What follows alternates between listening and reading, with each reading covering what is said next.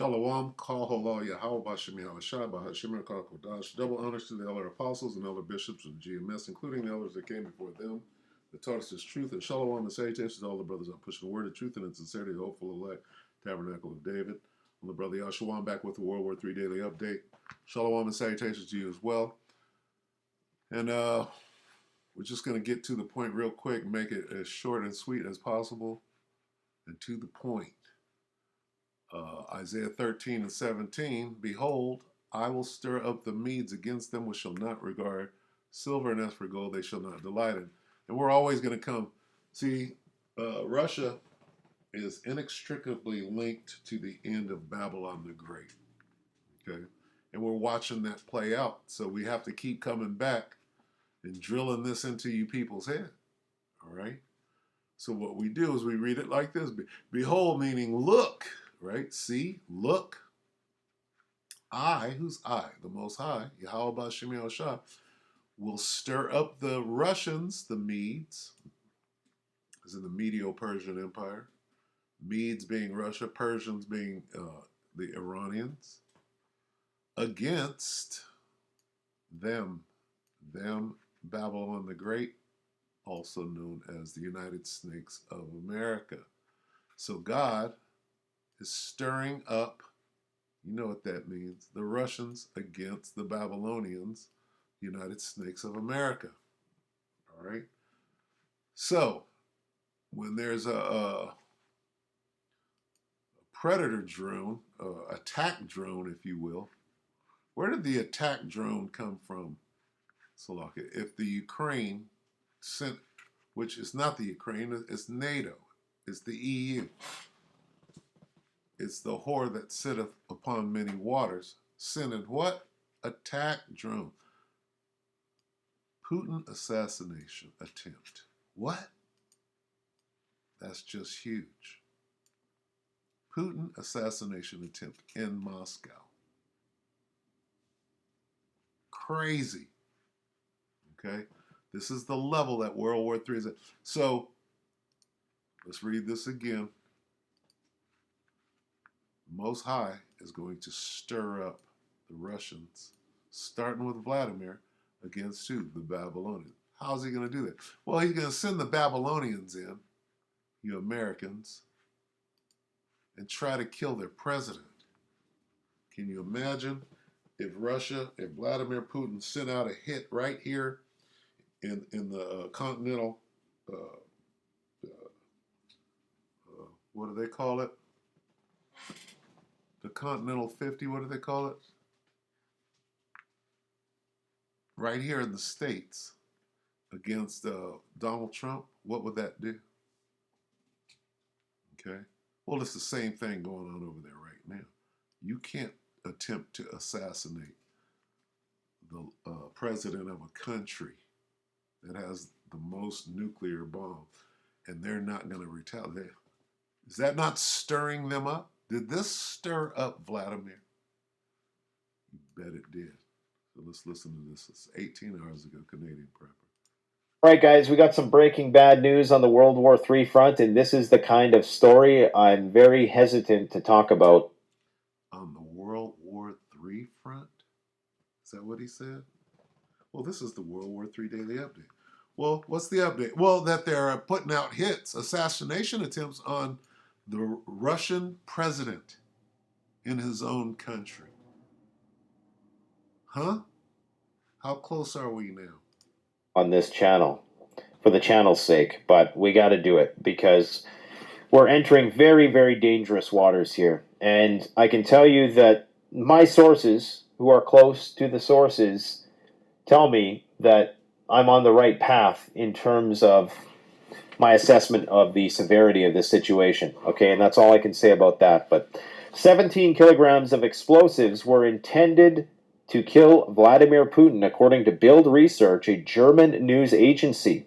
The Ukrainian Secret Service attempted to assassinate Russian President Vladimir Putin with a kamikaze drone on Sunday. On Sunday. What is the Most High doing? I will stir up the Medes against them. I will stir up the Medes against Babylon. Babylon the Great, the Americans. We already know who did it. Who tried to kill the head of this snake? This snake. How do you know that? Well, because the Most High is going to get this World War III popping. He's stirring up the meat. What is Vlad doing right now? What is he thinking right now? What is he about to do? So, not months ago when the war was really, really raging, Sunday. Understand the timeline of events. What else has happened this week? Quite a bit. A bomb detonated in St. Petersburg. It appears as though it might have been a drone intended for an air base in that region. In Russia, an attack drone in Russia, right? Hit its target, apparently. They're trying to play it down. Anything the Russians try to play down, it likely was a legit attack. An attack. Okay, that's all we need right there. Let's go here to the voice of reason. Okay. Battlefield Ukraine, Bakhmut's final collapse. Where is this thing going? Oh, Ukraine has a chance in Bakhmut. Not according to this. 4 hours ago. The Voice of Reason, Military and Foreign Affairs Network. Go ahead, take it away, buddy. Everybody, and welcome to another edition of the Military and Foreign Affairs Network. I am your host, the Voice of Reason. Today we are continuing our ongoing coverage of the war between the Russian Federation and Ukraine. So two fairly significant stories we want to talk about today, pieces of information. One is, at this point, we believe here at MFAN that Bakhmut has fallen, that the Ukrainian forces that remain in the far western sectors of Bakhmut are very close to capitulation. And for the most part, for all intents and purposes, Russian forces now control or have firm control over Bakhmut. Now, we've also seen over the course of the last 24 hours significant airstrikes and cruise missile strikes by Russian forces against targets throughout Ukraine. We know that a couple of dozen cruise missiles, along with drones, hit targets throughout Ukraine, including near the capital of Kiev as well. Now, one specific strike is drawing a lot of media attention, and that is the strike that took place near or in the town of Uman, located here. So the question is why would the Russians strike this town? What would be the military objective for Russian cruise missiles to hit targets in Oman? Well, you have an air base to the north of the city, but you also have another very crucial piece of what I would call a target in Oman that the Russians were looking to strike. And I'm going to go over to the other map to show you, the viewer, just exactly what, in all probability, the Russians were going after. Or there is a possibility that one of these cruise missiles were engaged by this specific unit that is headquartered in Oman. But we don't know all the facts at this point. We do know that a high-rise was hit by what looks to be a cruise missile or some sort of missile, and a great deal of damage was done to that high-rise. So let's go again over to the other map and let's have a look at what is in the town of Uman that the Russians could be going after. Well, there you have it. Headquartered in Uman is the 210th Anti-Aircraft Missile Regiment. Now, it's possible that the Russians could have detected the deployment of Patriot missile batteries towards Uman. We know that given the area that Uman's in, it's at a major crossroads in which the deployment of Western weapon systems could be heading to this town. So he just answered my question. I was about to say, now who or where does the Patriot missile system come from? All right, so we'll go ahead and close.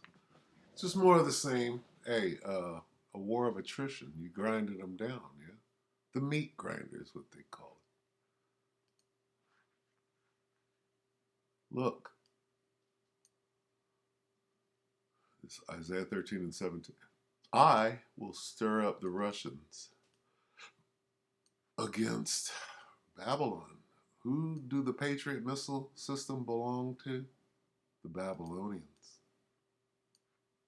See that? So you're going to find, right, the United Snakes in the details of everything that you see going on. They're not fighting. The Medes are not fighting against the Medes. Okay?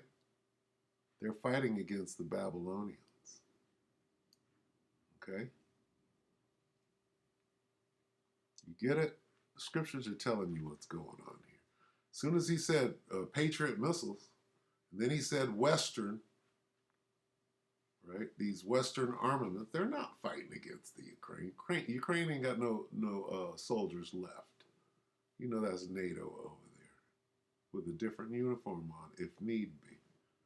All right, so we can go ahead and end it right there. All right, World War III is here. If they're trying to assassinate Vlad in his own country in Moscow, ha! Here's where we are right here. Revelation 11 and 14. The second woe is past, and behold, the third woe cometh quickly, is coming soon, coming quickly, soon to come, coming shortly, right? Comes at once. Will be here soon. Will soon be here. Very soon. Soon. Above all, soon. Very soon, right? That's it. Doth come quickly, all right? So with that, we hope the elect are edified. Keep your head up. There's going to be a false flag coming soon. Lights out. Be ready. With that, we hope the elect are edified. You brothers and few sisters, shalom.